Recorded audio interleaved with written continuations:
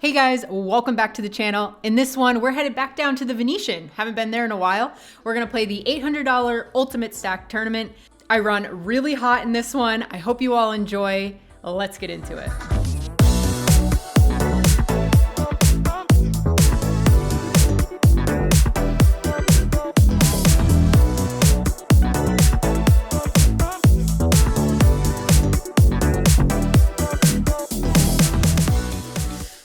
So some bad news, we are not allowed to film at the Venetian. It's a little shaky right now, I think, but their main concern is that they don't want to have employees in the shots just to protect their rights as the employees of the casino. Fair enough. Obviously, we have had vlogs there before in the past, but technically, I guess that was not allowed. So when life gives you lemons, you recruit a granny, a fiance, and one of your adorable puppies to make lemonade. Enjoy our creative reenactment.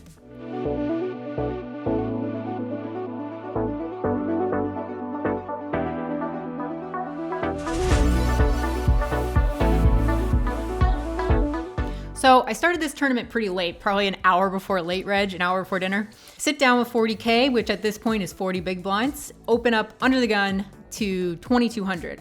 Under the gun won, 3 bets me to 7K. Thanks for the warm welcome. Folds back around to me, and you know, with 40 big blinds, not much room to 4-bet to a smaller size. So I rip it all in, 40K right in his face, and he snap folds. So we take down our very first pot of the tournament. Very next hand, I pick up ace king offsuit in the big blind. In this hand, hijack opens to 2,200. Button is the big stack, she calls. Small blind, rips it all in for 37,000. I have him a little covered. I have 50K in my stack, and I think the hijack only had 25K or so. So the only person that I'm gonna be worried about busting to is the button. And I have ace king, so I'm getting it in there. I rejam over the top, the other two fold, and we have ourselves a flip versus sevens. Flop ourselves a king. We get a little bit of a scary turn. We hold by the river, and now all of a sudden we have almost 90K in 2 hands. One of the Massey brothers, Ralph Massey, I believe, love him. He's hilarious at the table. He opens under the gun to 2,400. The guy who's been drinking a lot at our table in the hijack comes along. I'm in the small blind with pocket fives, easy call for me. The big blind tosses in the extra 1,200. So 4 ways, headed to a flop. Flop comes down 4-3 deuce rainbow. Great one for us. Overpair, open-ended. Check it to Ralph. He bets tiny, he bets 3K. Seat 4, action's on you. Guy with the beer calls. I just flick in the call, big blind calls as well. So all 4 of us see the turn. Comes down a 7 of diamonds. Checks around this time. River is an 8. I'm gonna check this one again. Big blind throws out a really cheeky little bet of 2,500. So like a 10th of the pot or something. The other 2 fold, I toss in the 2,500. And he flips over ace 4 offsuit. So we take down this medium-sized 4-way pot with a pair of 5s. Feels good. So we go on dinner break, very healthy stack already. When we come back, not a lot happens for a little while. But then I pick up pocket queens once again. This time I'm in the low jack and the blinds have gone up to 3K. I open up to 7,000. The button who's been playing he's picking his spots. He's not too reckless or anything. Jams all in for 70K. Almost 25 big blinds. And he hadn't done that yet, so I was like, okay, but I have queens. I'm not going anywhere. I call. We're up against ace jack offsuit. Oh, shit. So it's a really, really good spot for us. Now I'm just looking to hold.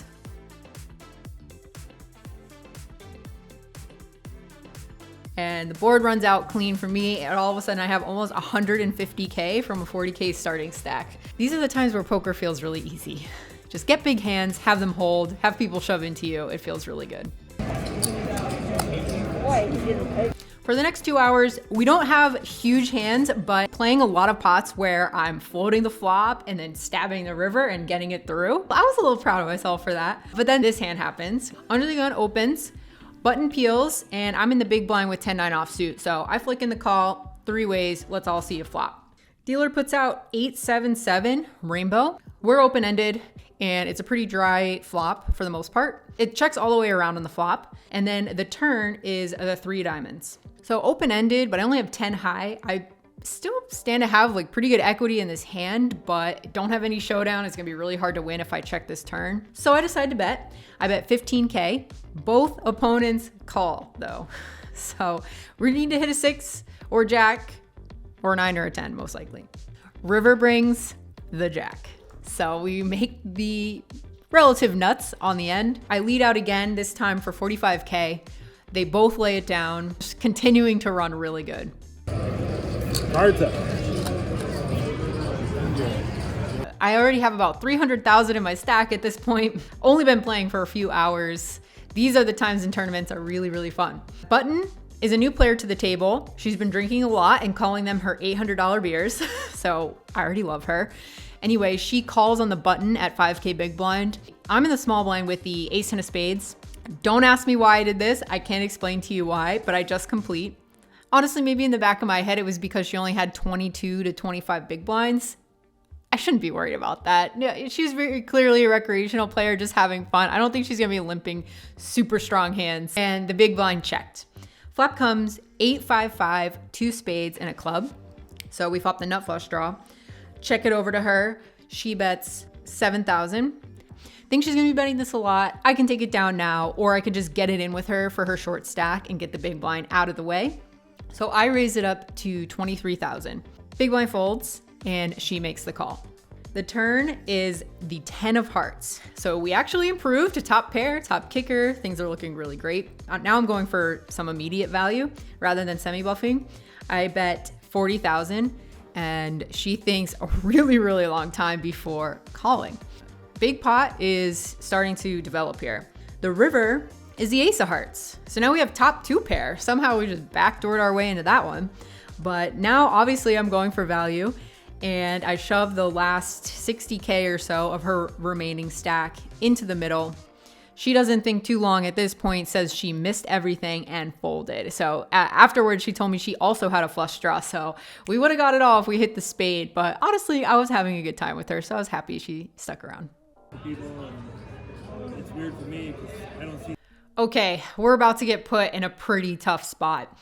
I get queens again. I open under the gun to 12,000. So the blinds went up to 5K. Folds around to the big blind. She 3-bets from the big blind. She has not once done this. She's flatted every single big blind. And this is not the only tournament I've played with this lady. I've played with her in a bunch of different tournaments.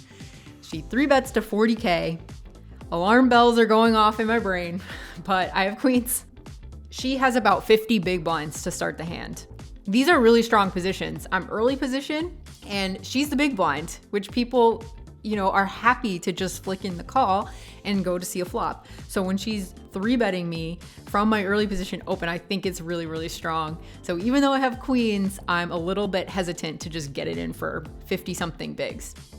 I do make the call and we both see a flop of jack 4 deuce rainbow. She c-bets for 60,000. Big c-bet. She bets 2/3 the pot. Same situation going on in my head. Now I'm not even beating jacks if she happened to be 3-betting me with that. So I just make the call, keep my fingers crossed that she gives up, basically. Turn is a 9 of spades, bringing back to our flush draw, and she snap jams for 207,000, I believe, into a pot of 200. So she's shown so much strength. It's like aces, kings, and jacks. I mean, what else is she doing this with? Is she bluffing with ace, king of spades exactly? I don't know. The way I've been playing, she has to put me on a good hand. So I laid down the queens, gave her a lot of credit. I don't think I was heading this spot. I'm pretty confident in that. Queens didn't work out for us this time. Took a big hit to our stack. Now we're down to 300 something K. Still good, still time to rebuild. Then towards the end of the night, pick up pocket queens once again. This is the tournament of queens. I open in the low jack. High jack, who has 3-bet me a lot this tournament. He was the one who 3-bet me at the very beginning, the very first hand. 3-bets me again. This time he only has a 30 big blind stack. So I 3-bet shove, he calls, and we're up against jacks. So it's a really great spot, but he banks the jack on the turn. He had 173K. Would have had about 500K at this point in the night. And instead I am licking my wounds and going back into rebuild mode. So it really wasn't a good end of the night. I did crawl back a little bit and I ended up bagging 234. So it was a good turnaround. I picked at little pots here and there just to creep my way back up. But we ran really hot at the beginning, chipped up huge, and because we had a huge chip stack, we were able to absorb the bad beat pretty well and absorb the what I think was a cooler against the girl. So we're headed back into day 2, pretty healthy stack, hoping to continue this run good. All right, you guys, back for day 2. 77 left, 63 pay. So we gotta lose 14 people. I feel like that'll probably take about 3 levels or so. So hopefully we're around in 2 hours at least. And then 73K up top. Would love to win that. All right, let's go run hot. Day 2, good luck to us.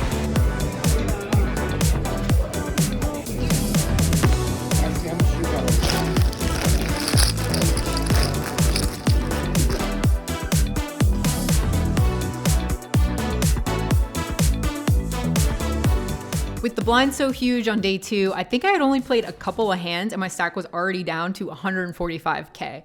So we were kind of sweating out the bubble a little bit at this point. Under the gun rips it all in. He had 83,000 in his stack. I looked down on the button with ace king of diamonds, 145K in my stack, easy reshove. Even though we're kind of close to the bubble-ish, I'm potentially ahead of his shove range. If I get this double up, that puts me in almost 100% block to cash the tournament. So I jam. I'm up against pocket kings. Not cool, poker gods. But, you know, let's take a look at the run out.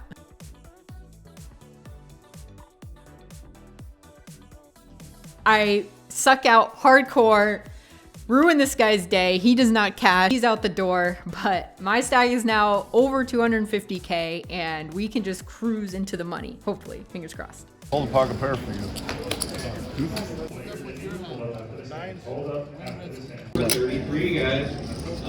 So day 2, I really did try to get footage of all the all-ins, so that I at least got that stuff. And I had floor standing kind of all around me because it was bubble time and all that stuff, and nobody said anything. So anyway, back to the action, back to the bubble bust out hand. Here we go. No jack, no jack. No jack, no jack. Oh! Yeah, baby! Game 1, 4, table number 5. Not jabbing. We did it. We're in the money. We at least get the min cash in this one, and I'm only in the tournament for 1 bullet. I played 1 bullet at the very last second of the very last day 1. Looking good. We're already in the profit zone. Now it's time to spin it up, make a final table. Let's go. All right, we finally find a good spot after the bubble when the button limps. The small blind rips it in for her whole stack. She started the hand with 151,000. I have her slightly covered with 220. Blinds are 10K, so it's 15 bigs, 22 bigs. She rips it. I look down at ace queen, easy reshove, button folds, and we're up against 10-9 of diamonds. So she has 2 live cards against our high cards. Let's try to hold and get a huge knockout and increase our stack. Shit.